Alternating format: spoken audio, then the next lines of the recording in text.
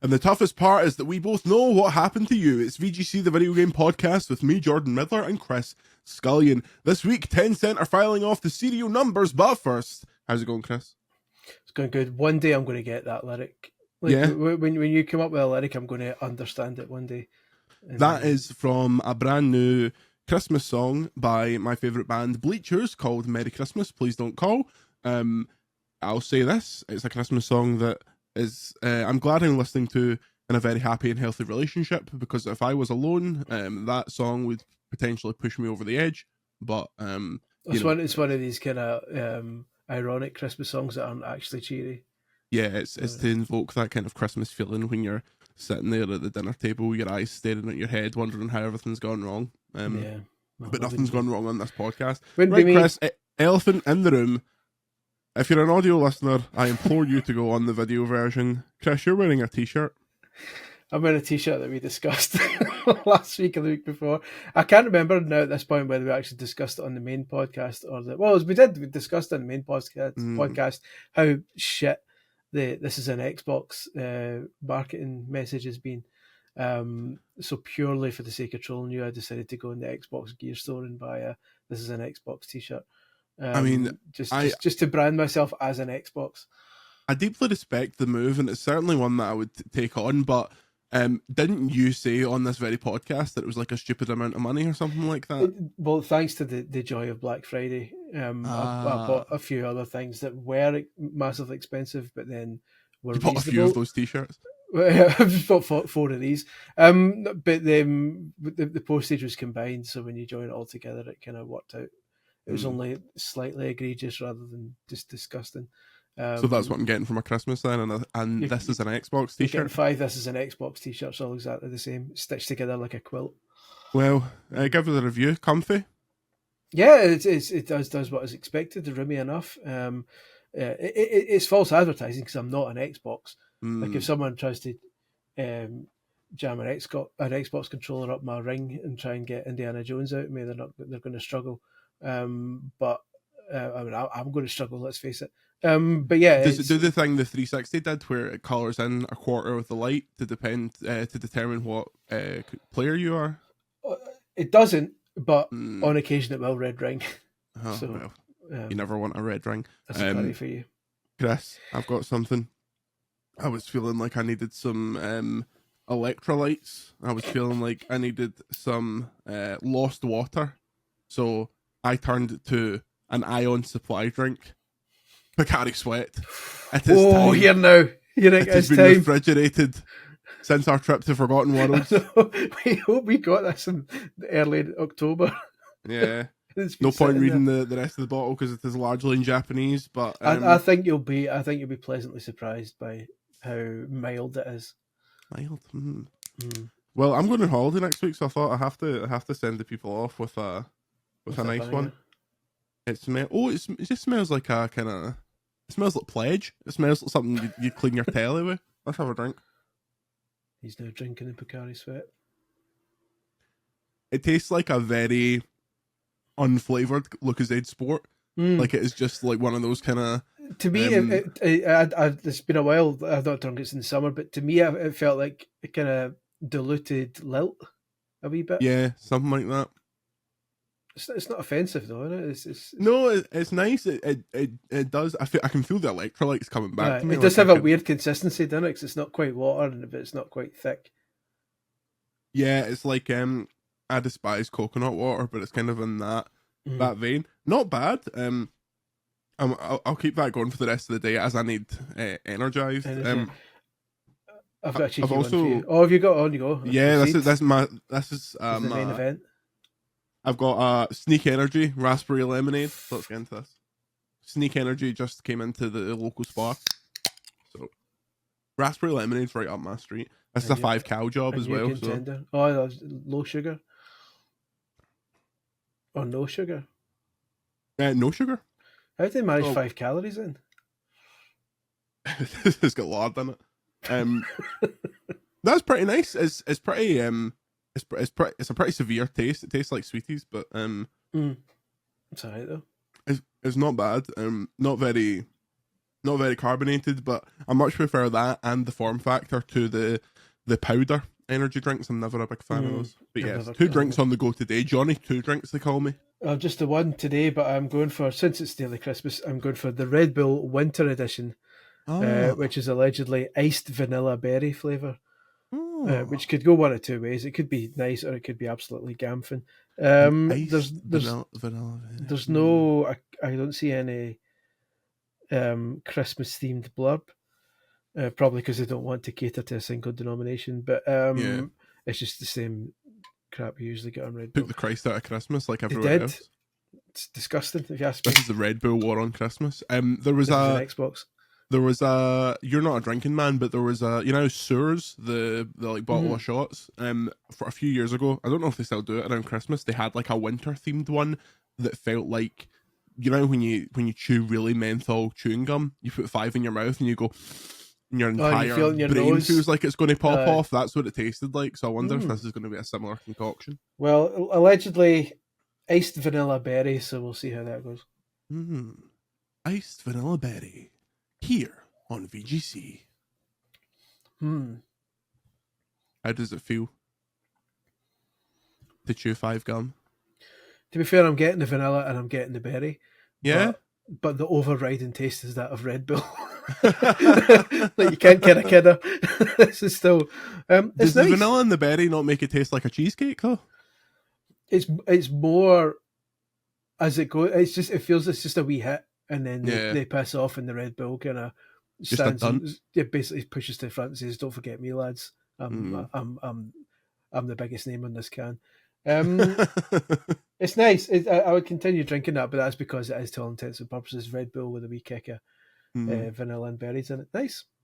Very occasionally, when I'm on my travels and I don't have access to more exotic energy drinks, I'll just grab a shoot Red Bull. No, and you taste it, and you're like, you know what you're getting. This is what it's all about. Exactly, you do know what you're getting. You know exactly how you're going to feel after it. You know, like when we were at SGF, they had like in the kind of demo area, they had a bar, and people were going up and getting drinks and stuff like that, and they were doing like mixed drinks with Red Bull, and I was like, can I just get a couple of cans of Red Bull? And the woman just gave me 4 sealed cans of Red Bull. I was like, oh mate, that's like 50 quid saved. I'm in LA. That's glorious. But yes, a good energy drink week. If you'd like more podcasts, videos, and more, patreon.com/video games chronicle. Let's get into some news. Story number 1: players are accusing Tencent's latest game of copying Sony's Horizon series.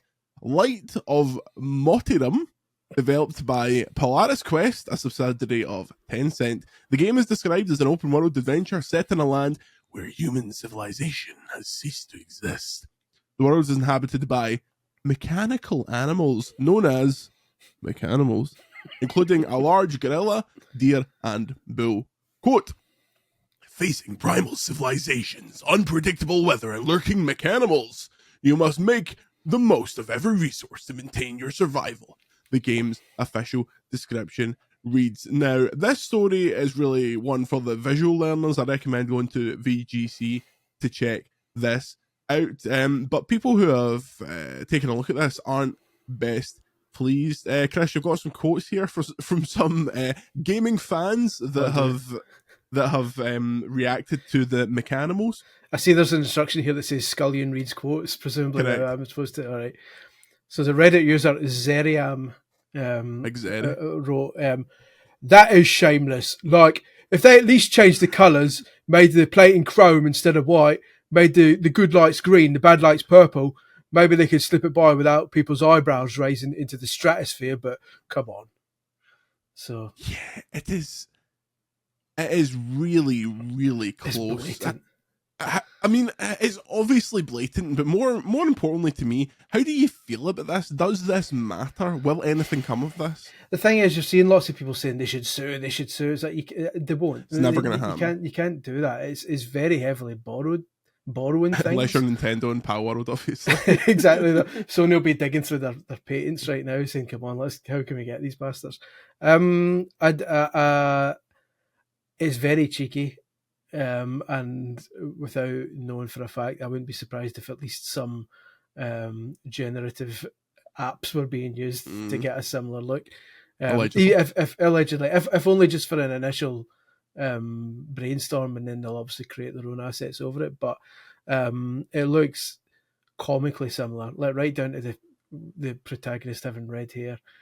It's like, I don't know. It's. But yeah, Why do this though? What's the point? What's the message? The message is Horizon did all right. Let's do another one. But we're bored of waiting for a sequel, so we'll just do it. But it's like, I mean, if there's anything that the games industry needs, it's more Horizon games. If you're asking me. But it's like this other quote saying about need to. I'll not do the English accent again because choose another country. Wales, maybe you get a Welsh accent in there. I can't do. I could attempt an Irish with probably annoying half of Ireland. So this is Reddit user the One-Armed Bard, who said, "Hey, you guys remember when people were telling Nintendo to sue Palworld for ripping off their game, and Nintendo did, but for other reasons? Yeah, Guerrilla should absolutely be looking into some legal action because holy shit, that's blatant." That's actually quite good. I'm surprised. I don't know where I would place that accent. The thing is, I feel bad doing it because when people try a Scottish accent, there is nothing worse. Yeah. There's nothing more annoying than people doing a Scottish accent because it's always terrible. A Scottish accent has a unique lilt and a unique quality to it. An Irish accent, they all just sound the same. For Trim to Derry, they sound exactly the same. There's not a difference from the tip of the north to the bottom of Era. The north of Ireland. Yeah, this is it's a weird situation. Obviously, it is absolute bait for people on the internet because, as your hilarious thumbnail pointed out, it is so close. But I have seen in my time many a Breath of the Wild rip-off stylistically. Yeah. This seems like it's in that vein. Obviously, no one's played the game. We only have like the Steam page and kind of what they're talking about, and kind of the pre-release assets to see. It could be totally different. It could be like a crafting survival game. That's the thing. But by all accounts, like from what little they've given away, it sounds like it's more of a Monster Hunter ripoff. Yeah, mixed with Palworld ripoff. It's just visually, it looks like a Horizon ripoff. But it sounds like these robot animals, there's 100 of them that you can befriend and train to fight on your behalf alongside you. So that's the kind of Palworld element. Yeah. And then you can you can craft your own shelters and stuff like that and fight big giant monsters. So it feels like they're just dipping into numerous wells, and that's probably going to save them from any lawsuits because they can claim they've taken inspiration from numerous things and kind of made something original, quote unquote, as a result, because there might only be one game that looks like Horizon, but there's no game that looks like Horizon but plays like Monster Hunter and Palworld combined. So they've kind of made a wee melting pot game. Horizon 3. I think they're sitting there at Cala going, "Oh Christ, what have we done?" The thing is, well, Sony are a bit gubbed. Like they can't do anything because they've teamed up with Pocket Pair to make Palworld merch. Yeah. So they can't exactly go, "Wait a minute, this is ripping off," because I don't know. It's they won't get sued, but it's very cheeky, and we'll just need to wait and see. I'm checking. Is NetEase part of Tencent? No, they're separate companies. Are they? Okay. I was going to say, the first result is about NetEase suing Tencent. So I was going to say, Sony are currently making the Horizon Online game with NetEase. So that'd be some laugh if Tencent were just like, "Oh well, we'll just take that there." What if the Horizon Online game is something like that? Because presumably the online game will be something markedly different from the single player offering. Guerrilla just like scrap it, make another Lego one.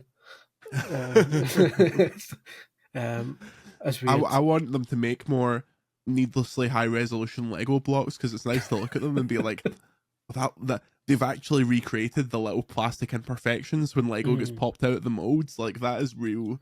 I appreciate that. I appreciate like needless detail like that. Yeah, it's all based on what was the name of that Lego Builder's Journey, something like that, where they that was really they made nice. Like obscenely high quality Lego blocks, and I think that model is being used across like all Lego games going forward. So that was a lovely looking game. It wasn't that fun. Like it looked fantastic, but I kind of got bored of it. But whatever. Yeah. Speaking of PlayStation, story number 2. Pour one out. Shuhei Yoshida is leaving PlayStation after 31 years. Sharing the news on the PlayStation blog, Yoshida said that the brand celebrating its 30th anniversary, he feels like it's the right time to move on. Quote, I've been with PlayStation from the beginning, and this is my 31st year with PlayStation. And when I hit 30 years, I was thinking, maybe about time for me to move on. You know, the company's been doing great. I love PS5. I love the games that are coming out on this platform. And we have new generations of management who I respect and admire. And so I'm excited for the future of PlayStation. PlayStation is in really good hands. I thought, okay, this is my time.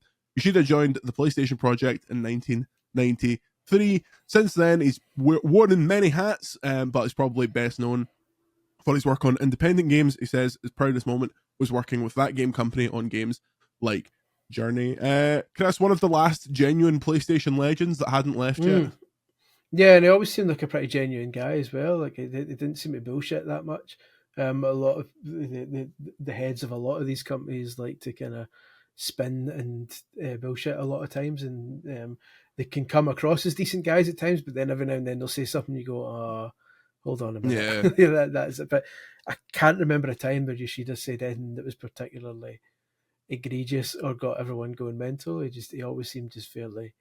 The thing I loved about Shuhei was he was so into his games. Like, if you follow him on Twitter, he's constantly playing stuff. He has like a ridiculous number of platinum trophies, and he was always, his job in the later years at Sony was just flying around the world, like finding indie stuff. Yeah, and that was perfect for him. The first time I went, the first Bit Summit I went to, so not this year but the year before, he was just walking about the show floor playing the games. Just when I went to that Brazilian game show, he was doing the exact same thing, just like looking over people's shoulders, going, "Oh, that looks." Somewhat. But they should have stayed. You should have stayed longer. You should have stay or should I go now? Is this the time that I roll out my RS McCall story? Yeah. I mean, when are we ever going to talk about Shuhei Yoshida again? So I might as well. I was at EGX with my friends as we were making content for Split Orange Games, our then YouTube channel. We were doing an EGX vlog, and we were doing like it was a precursor to the stuff we did at SGF, because we were playing demos and then doing like a standing there with the mics going, "We've just played Guitar Hero live," and we were like finishing up for the day. This was when EGX was like really busy and like was like a mini E3, very exciting, especially for someone that was so like, we were out at that point. Well, they never got in, but I was like fully out of the industry at that point. So that's kind of the glitz and glamour of E3 coming to the Birmingham NEC. I don't know why I'm doing a Macho Man kind of hand as I'm describing this here. The glitz and glamour of E3. So we're finishing up for the day, and when you finish up for the day, you go and get snacks, go back to the hotel room to watch Police Interceptors for hours and hours and hours. We go into the RS McCall in the NEC, and there is a diminutive, well-dressed Japanese man standing there, and I think it's a bit odd. And in the Birmingham NEC, and then I think, oh, Shuhei Yoshida's here doing a talk about the 20th anniversary of PlayStation, and then he turns around to speak to whoever he's with. It's bloody Shuhei Yoshida, and I go, well, when's this going to happen ever again in my entire life? So I breathed right up to him. I said, bring back Vib Ribbon. I breathed right up to him and I say, hello, Mr. Yoshida. I'm a big PlayStation fan. I loved you on Podcast Beyond, because he was on Podcast Beyond at that point, an IGN podcast ran by charlatan Greg Miller. And you could tell that he was not taking in a word of my aggressive broken Scots. He just looked very polite, and then I said, "Can I get a picture?" And he saw that, and he just immediately turned to my pal, who had not taken out his phone yet to take a picture. He was just ready. So maybe I'll post that today when this podcast goes live. But there is a picture of me in a Demon Finn Balor t-shirt with hair about 50 stone heavier, looking absolutely gormless, with the lovely Shuhei Yoshida. So what a band. Before I forget this, because this will probably never come up again, when you mentioned the Macho Man there, this isn't something you can say about a lot of people. He once pronounced the word bed in a way that is stuck in my head for at least 30 years now. Mm-hmm. So there was a VHS tape, a Silver Vision best of tape called WWF 1993, the year in review. And Macho Man was hosting this tape, because this is when he was doing the commentary stuff. And he was telling all different plots. It's like a really awkward bit where there's a massive mood shift when they talk about Andre the Giant dying. He's like, "We miss you, brother," and then it goes back on it anyway. Like, here's some other mood. And so top of the angle, here's the killer bees. Roll it. He's like giving some generic tape guy in the background hassle for not playing the tape. Come on, play it. But he was talking about the angle where Crush was fighting with Doink the Clown. And Doink had a fake cast and took it out and battered Crush to hell with it. And kayfabe sent him to hospital. And I will always remember kids cry. And I will always remember the way he said bed, because he was talking about how Crush was recovering. It's that, and as Crush was recovering in his hospital bed, he gave the word bed about 7 syllables. In his hospital bed. God rest him. God rest him. Truly an absolute icon. Yeah. I think we might see him back soon, maybe on the Patreon. Oh, hopefully. I'm summoning him. I'm spinning. But yeah, Shuhei Yoshida, who is not affiliated with Macho Man Randy Savage, as more of this generation of people naturally are leaving due to age, having done this a long time. The hope is that there is still people at the company that you don't know as a public face that still has the ethos, or people that they've brought in that kind of will keep that spirit alive. It felt like the start of the PS4 generation, Sony was so heavy on indies and giving them loads of promotion and loads of money, and the PS4 became like this indie machine alongside some of the big stuff when that was a bit slower. But towards the end of the PS4, when they were in that ridiculous run where like all of their studios had their big games ready, they kind of lost the focus on that. And I know indie games is like a different a different kind of prospect in 2024, but I miss that element of PlayStation. It's weird. I'm starting to feel that across the board, with the exception of Phil Spencer, and it's good they've got Sarah Bond in, because people are kind of they know Sarah Bond. Like if Sarah Bond was to walk past you at a games event, you'd say there's Sarah Bond. Yeah. But the others, when you look back like 10 years ago, they all had personalities that were front and center. Andy House, whether it was your Jim, even up to your Jim Ryans and stuff like that. And Nintendo obviously had Reggie and Iwata and stuff like that. And nowadays, like if you were walking down the shop, if a normal, quote unquote normal person was walking down the shops and Shuntaro Furukawa walked past them, they wouldn't recognize him. They'd be like, "Who's this dick?" But Herman Hulst has only really got a bit of prominence because of his role at Guerrilla previously, where he was quite front facing. But apart from that, not. I mean, who's Hiroki Totoki? I would recognise. I'd go, there he is. There's the big man. He's going to tell me to stop spending so much money on live service titles. There's the Tokester. But it's weird that like that kind of almost celebrity frontman thing seems to be got. Like when Miyamoto finally steps down, like Nintendo won't have many. Maybe just Aonuma, but even then, that's Zelda only. He's not going to come out and introduce a Mario game or something. A similar vein, Masuda's still at Pokemon. They've still got him, but they've still got Ishihara and like a few of the people that are on the Pokemon Presents. But Pokemon is so siloed off from the rest of Nintendo that it doesn't cross over. Yeah. Like the Pokemon people don't really appear on Nintendo Directs because Pokemon's its own thing. Yeah. It's a shame. I wonder it's a shame if it's not like, because it's like obviously they're trying to let the games talk for themselves, but it's nice. It's always fun to have like a personality that people can make memes of and all that kind of stuff. Like with the best will in the world, nobody's making memes of Doug Bowser. The guy literally has Bowser in his name. That was like custom made for comedy content, and the guy's just like drier than a bloody a nun in a desert. There we go. Apologies to nuns and deserts. Do you think we're just at the point now where we're kind of that corporate face, that fun corporate face, just doesn't hold any weight anymore? Like there's just an immediate kind of aversion to seeing those people?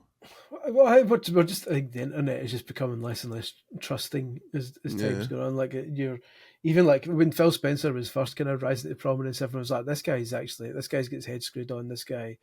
You can believe him. The stuff he's saying, he's saying it right.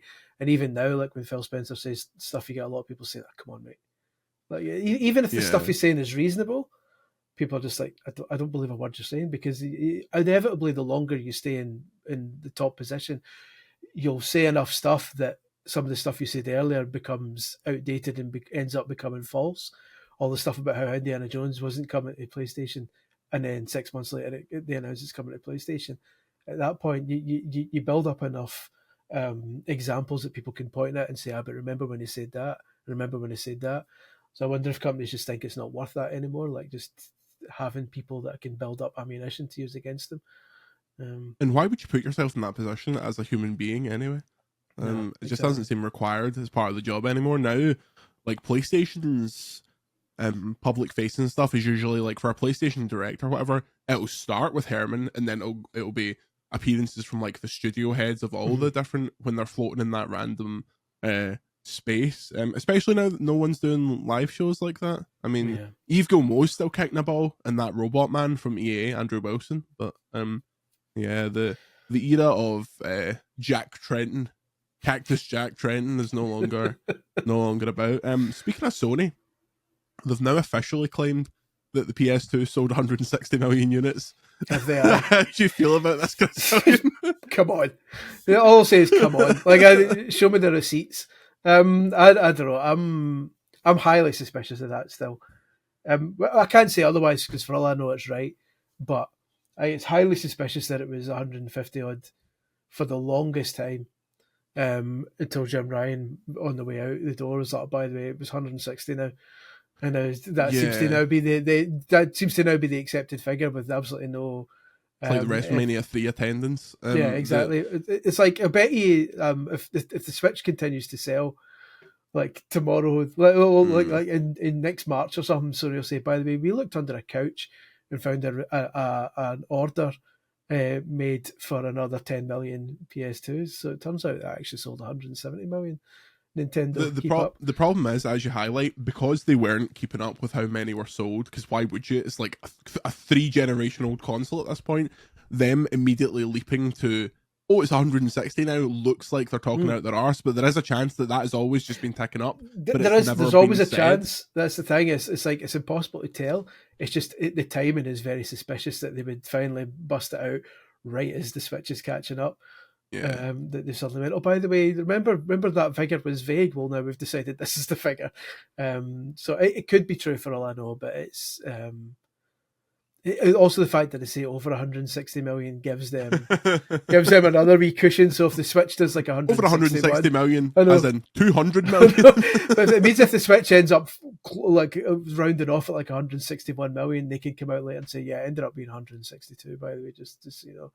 Yeah, I'm gonna have to buy so many PS2s to keep Sony on top. Let me tell you, I mean, because that is there's a lot of kind of, companies are always boasting about this and that, but having the biggest selling console of all time is something that you genuinely want to have in your locker. You want something like that you can boast about, saying, look at our heritage, we've done this, we've done that. So they're desperate for the Switch not to overtake it. So I don't know. So I think the PS2 is the only one they have in the top 5, because all the PlayStation stuff sells really well, but like it sells in like the hundreds of millions, but it's all the Nintendo stuff gets to that kind of 110, 20, 30 kind of area with the handhelds and shit. You shouldn't count the handhelds in my opinion, but alas. Before the break, Microsoft has announced plans to shut the Avatar editor app starting on January 9th, 2025. We've not got long. The service will no longer be available on Xbox One, Xbox Series, and Windows devices. The app's being closed due to low engagement. This will not affect the Xbox original avatars, as they will continue to work on supported 360 games, which I assume is a case of them not wanting to go and mess about with those games, so they're just leaving it be. The avatar purchases made between November 1st, 2023 and January 9th, 2025 will be refunded. So Chris Scullion's going to get about £300 back. Avatars are a part of an era of Xbox that I loved, but most people probably didn't even realize the avatars were still even on the Xbox. Well, this is the thing, is like they changed at one point, they changed the avatars, and this is what they're referring to, is that the avatars were introduced during the 360 days to basically to cash in on the Me thing on the Wii. and I was into it for a while. I never Me too. I bought making mine. I bought a Cleveland Indians hat for my guy when it was still acceptable. Before they had to change, they had to remove the logo and change the name of the Cleveland Guardians. But I love the fact that, and there's another kind of wee bit of fun that you don't get anymore these days. The fact that certain games unlocked avatar outfits. So you could wear a Explosion Man t-shirt or a Rock Band t-shirt. Like if you got certain achievements in those games, your avatar could wear like a Rock Band shirt and then go into a different game wearing that shirt. That was really cool. I like that. There was pre-NFTs, kids. But they then for the I think it was the Xbox One generation or maybe even the generation after that, they said we're going to bring out new avatars now with new body shapes and totally new gear and everything, and everyone just went, we don't care anymore, mate. Yeah, that was a last gen too thing. late at that point. So what they're shutting down the new avatars, like I said, due to low engagement, and both people who bought clothes for them are now going to get refunded.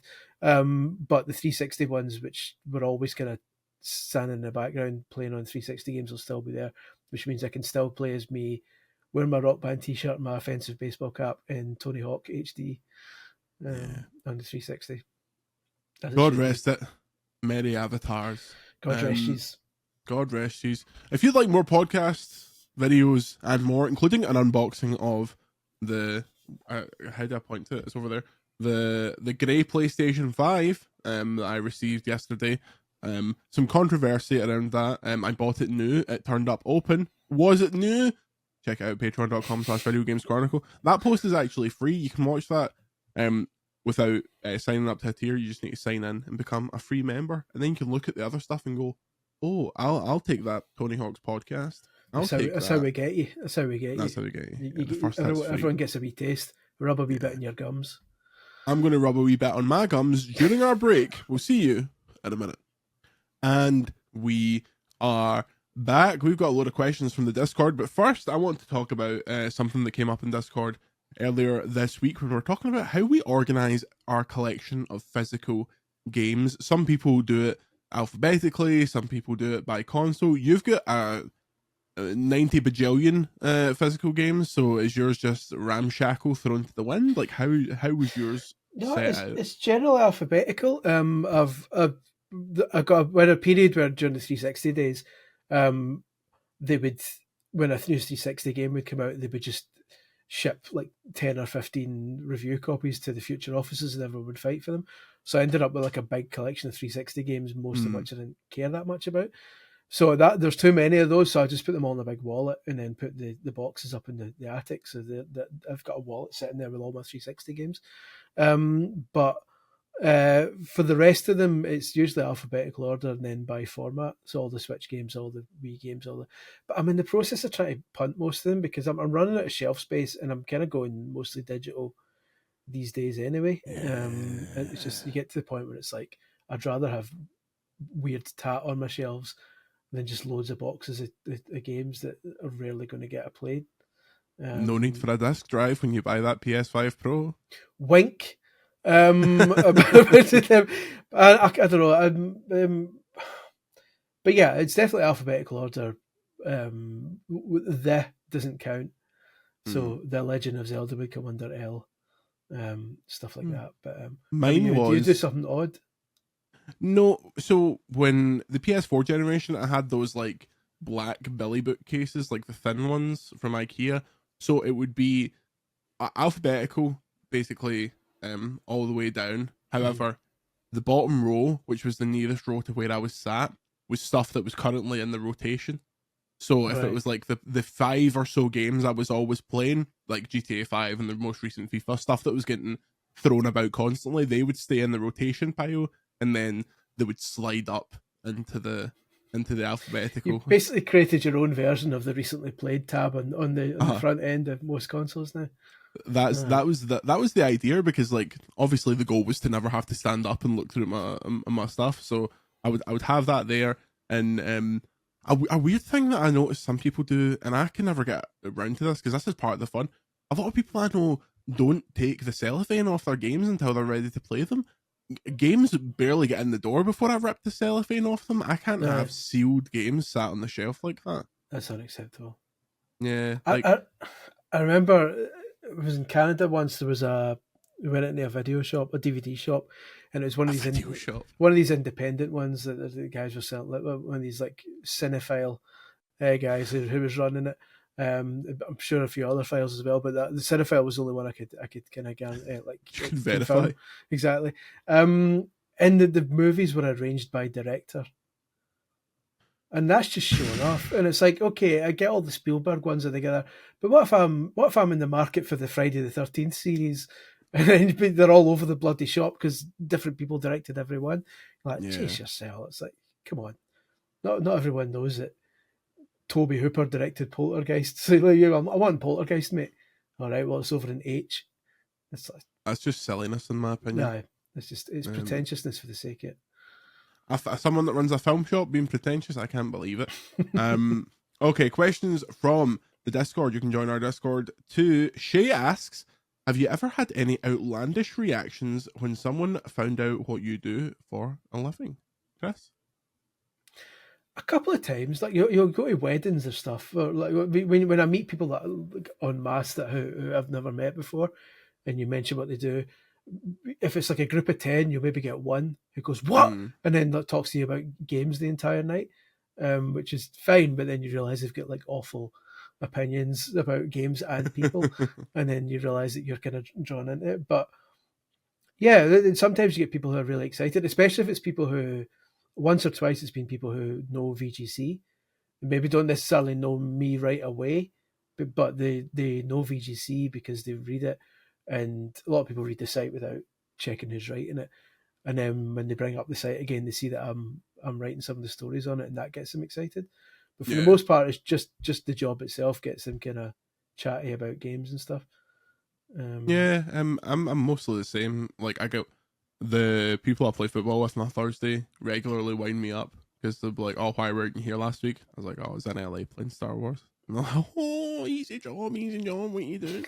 And I'm like, well, you know, the funniest one to me was when I was in LA for SGF, I went to it was like a sports shop. Oh no, it was the shop at the Staples Center actually, and I was wearing a skate t-shirt. But it's not immediately obvious that it's a skate t-shirt. It has like the logo for like the baddies in the new skate game on the back of it.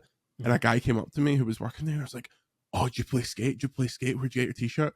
And I was like, "Well, let me tell you something." I told him like how I got it and stuff like that. He's like, "Oh, that's crazy."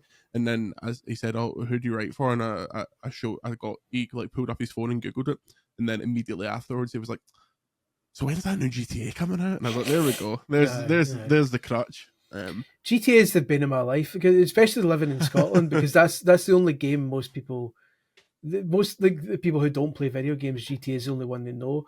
One, because it's popular, and especially two, living in Scotland, because it's the only one that they immediately associate with Scotland. And so every taxi you get to and from airports or whatever, what do you do? Oh, I'm actually a journalist, I write about video games. Oh, like Grand Theft Auto.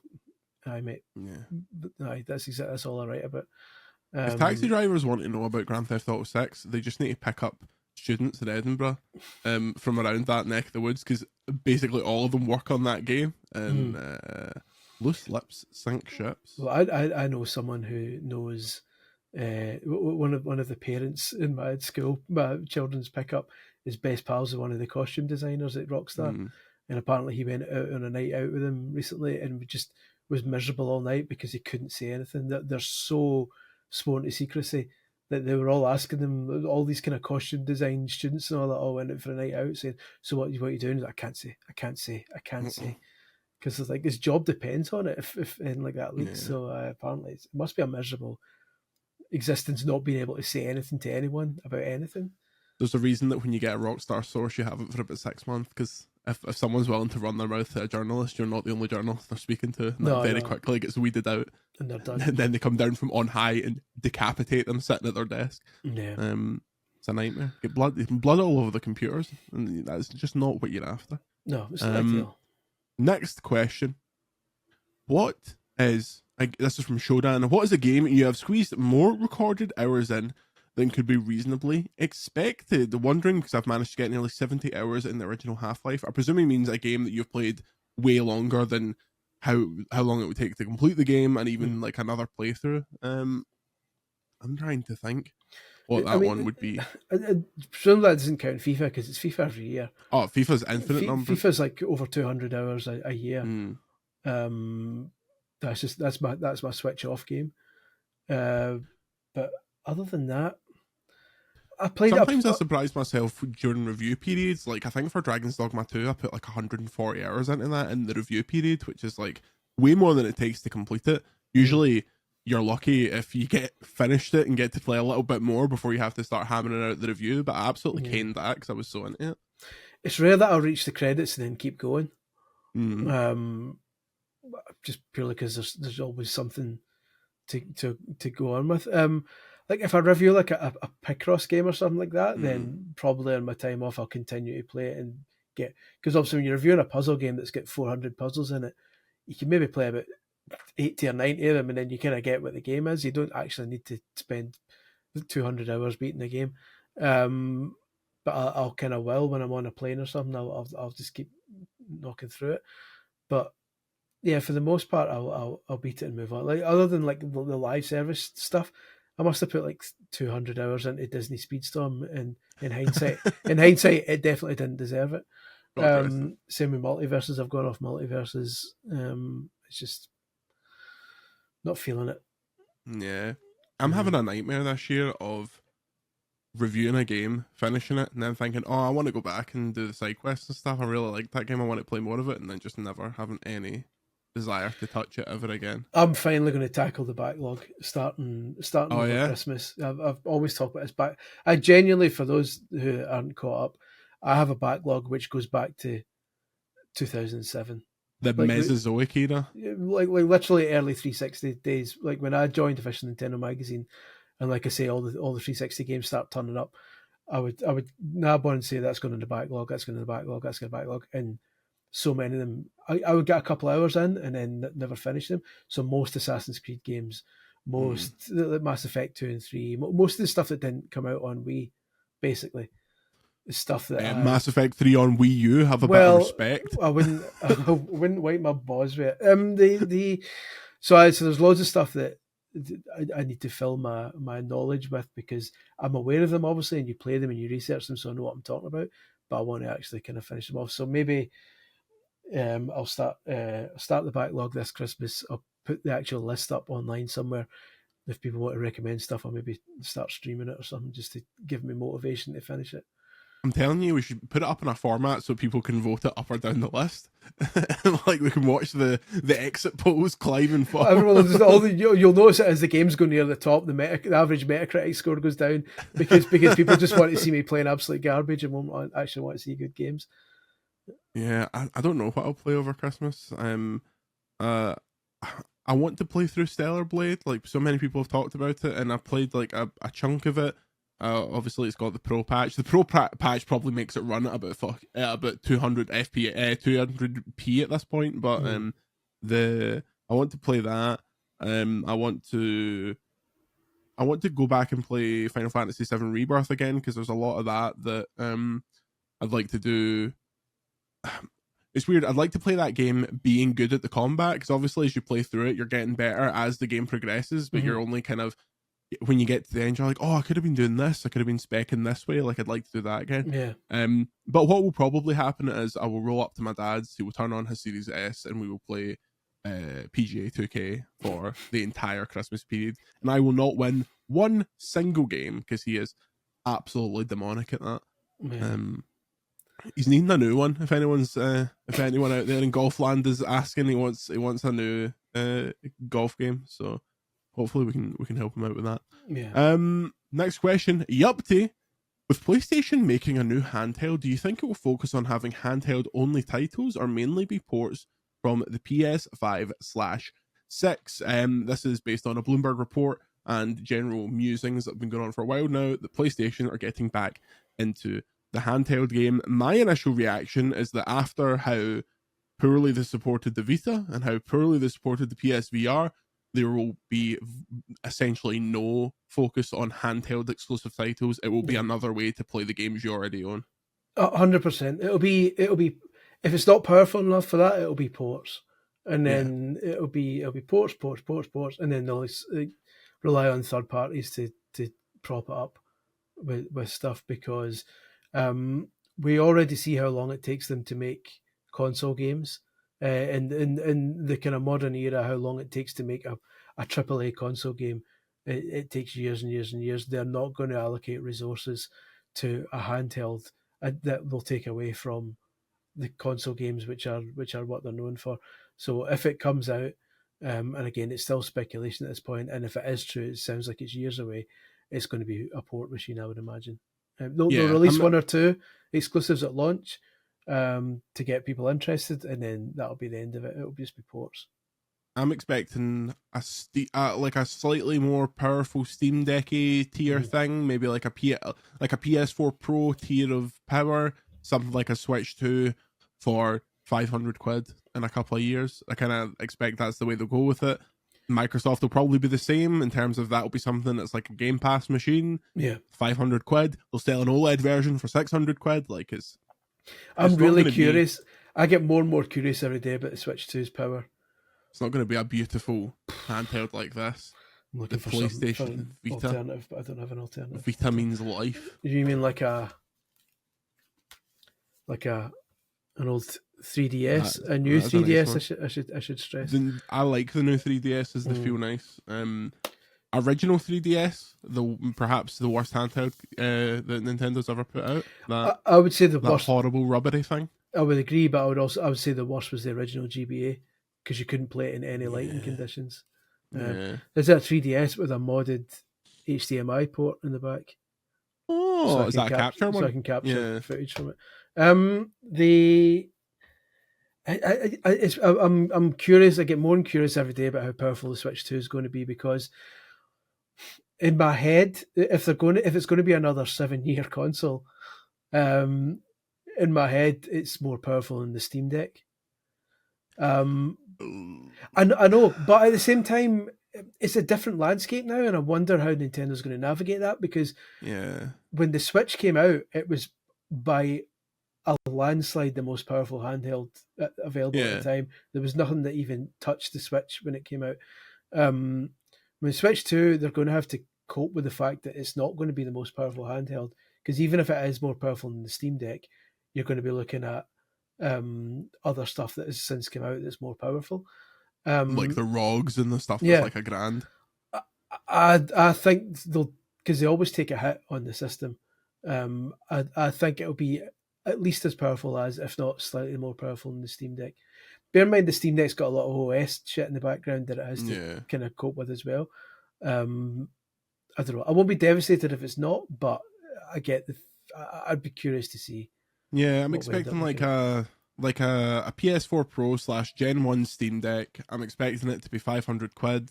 Like, that's kind of where I'm comfortable with where the Switch 2 will be. And obviously the benefit it'll have is that the games will be developed for it. Whereas the Steam Deck, it feels like when every game comes out, you put it on the Steam Deck and roll a dice. It's like, because most of them aren't designed with the Steam Deck in mind, although more and more of them are these days. Whereas with this, because every game is going to be built to make the most of the Switch 2 hardware, generally you would imagine the performance would be a wee bit better. I'm just dying for a boost mode for Switch games. That would honestly sell it on its own to me if there was a boost mode for it. I can't believe it's been more than 7 years. It's been 7.5 years now. I remember lying on my couch in my mum and dad's house playing Snipper Clips and Breath of the Wild. I only decided I was getting my Switch the day before it came out, because like all the review stuff was happening and people had them in hand and they're like, oh yeah, this is really cool, and I was like, I'm not sure. And then it was, let's say it came out on a Friday, I can't remember what actual day it came out, but the day before I was just sat there and it was in stock on Amazon, and it was like, you will get this on release day. I was like, fine, ordered the red and blue one, didn't look back. I didn't play a hell of a lot of it until Let's Go Pikachu and Eevee came out, but I was glad to get it. I get sent one and I wasn't expecting to. Because at that point I was freelance. I was doing my tired old hack website, and like CVG had been shut down. I'd been freelance for a year or two. And I think I mentioned it to one of the PRs at one point, saying, "Oh, this would be good to get." And they had my address for something before. I think they sent out Christmas cards or something like that before. So they had my address. And I went out one night with Louise to like a concert. This is how highbrow I was. It was John Williams orchestral concert. But when I got there, I was raging because it turns out they must do them quite frequently, and it was like basically the B-sides. So like the Jurassic Park theme, the main theme, and the main Star Wars theme, and then you look at the program, see what was coming up, and it was like the theme from the 1992 Atlanta Olympics, the theme from Tintin. I'm like, well, this isn't the John Williams greatest hits. Play so Superman. I know. So at half time, when I was getting my bovril, I was like, I really wasn't feeling well. We'd went to like a buffet before it, and I maybe overindulged. To Lisa, I'm feeling rough, and I don't want to sit here feeling rough, listening to the hits from Tintin. Like, can we just go? So we just left, and we got home, and literally 10 minutes later, there was a knock at the door, and the Switch was there. Like 2 weeks before it was due out. I was like, "This is what?" And then were you kicking your feet like a wee lassie? I couldn't believe it, and it's like, because I was like, I don't get these anymore. This isn't like I'm freelancing, so it was amazing. But was the last thing I got sent from them probably. but no, that was a dream at the time. It came with Breath of the Wild as well. So it's like, I mean, what a start. They've always been like for as closed off as Nintendo is. When me, Danny, and Harry launched Overload, and I spoke to them, they got like one of the people from Nintendo got on the phone with me very quickly, and they're like, "This OLED came out last week. Do you want one? Do you need one for coverage?" And I was like, "Aye, cool." And in fact, no, it was the week it came out, because the one that I bought and the one that we got for Overload turned up in the same day, and I was like, "Well, I suppose Danny should get this other one." I love the OLED Switch. What a lovely bit of kit. Aye, it's amazing. I say this all the time. I think the light's great as well. Like for what it is. Like I do think I've noticed this with my OLED, and my nephew got my original Switch when the OLED came out, and he just can't put Joy-Cons in it anymore. Yeah, and my OLED's getting that way as well, where you don't get a good grip on them, and I worry that if you even just push it slightly, it comes out the grip. I'm praying that the rumours are true that the Switch 2 is going to have these really strong magnets instead. Because can I remove it? I know, but based on that, I saw that video, the guy was showing how it works. It's basically you press a switch and an electric pulse comes through, which locks it. It's like the strongest magnet in the world, and you have to press the switch again to detach it. If that ends up being true, then that'll solve that problem. It's going to cause tears. There's going to be so many mums going, "This is broken. Can I get the controller off it?" There's going to be so many people getting wee bits of skin caught in the magnet, and then locking the magnet really tight and going, "Ah!" That should be our first video with it. We experiment like how sore it is to lock your hand into the Switch magnets. Your Bam Margera love coming into play. Can you cut a bit of toast with the Switch magnet?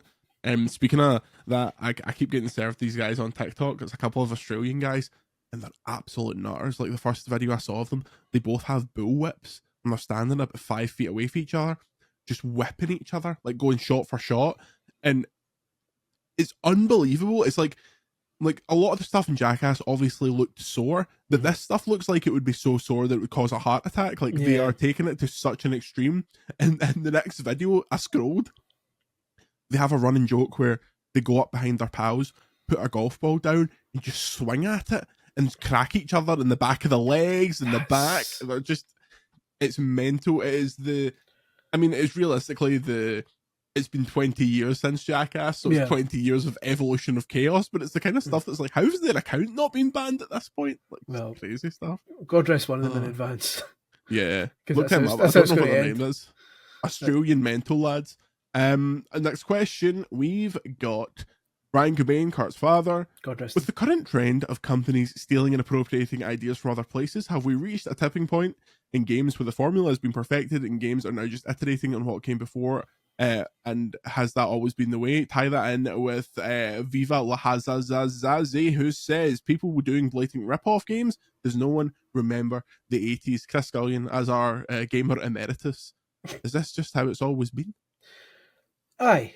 And then there's always been a time where you think, is this it? Have we thought of every game we can think of now, and everything's just going to be the same? Even in like the 16-bit days, I can remember thinking, we've got platformers, we've got shoot 'em ups, we've got sports games, we've got god games, We've got kind of RPGs. You don't get a God game these days. You never hear people talking about a God game. I think you'll find Goddess.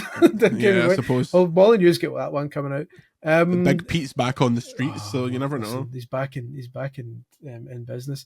But then you would get like the polygonal consoles would come out, and then suddenly you get 3D platform, and you go, oh shit.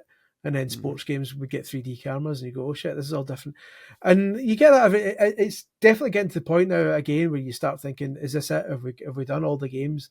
But someday somewhere will come out with something like that doesn't necessarily mean it's going to be a good thing. Like 10 years, 15 years ago, you wouldn't have thought everything would be a live service. And like season battle passes and all that weren't a thing. So it might be new concepts rather than entirely new games. There was a time when there was no achievements and stuff like that. So things naturally evolve. There will be something else. It's just Nintendo achievements. Oh dear, don't. That will instantly, if the Switch 2 gets achievements, it will instantly become the greatest console ever made. Like, without question. Especially with backwards compatibility. Yeah. For me, it's stuff like Red Dead 2. The most exciting thing about that is the ability to like respond to every NPC. Like that's mind blowing. That's something that like no game is still doing. Like that's where the advancement comes now. Is sheer like force of tech. It's not like, I mean, graphics are getting better all the time. Like there will like, look at that Horizon remake that just came out. When the first Horizon came out, no one would be like, this looks crap. What are we doing here? Vaseline on my eyes. But even just the 6 or so years, there is more horsepower, so you can do more things with graphics. However, all that stuff is exciting.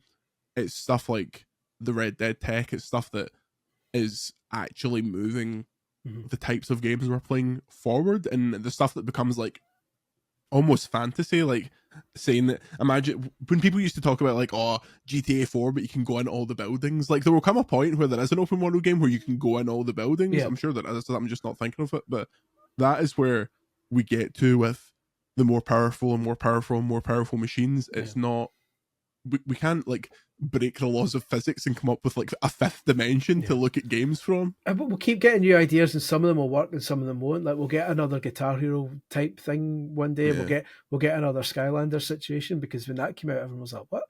And then obviously it got the imitators, all of which were better. But it's like there will be more ideas.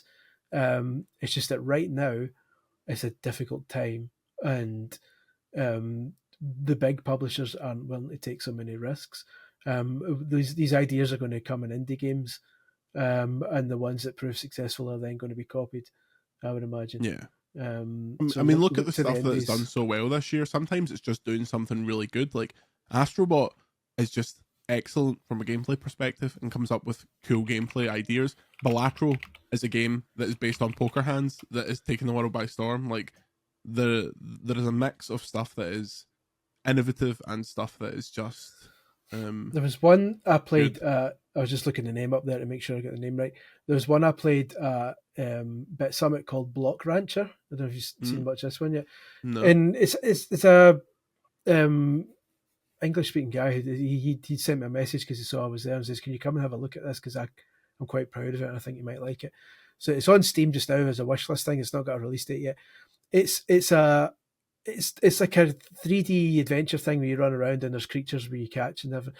But when you catch the creatures, they turn into blocks, and then you collect all the blocks and put them in a wee kind of machine, and then you use the machine to almost Tetris style make trinkets with these blocks, and then sell the trinkets to make a business going. So you're going out catching the animals. So it's a Monster Hunter type thing crossed with Tetris.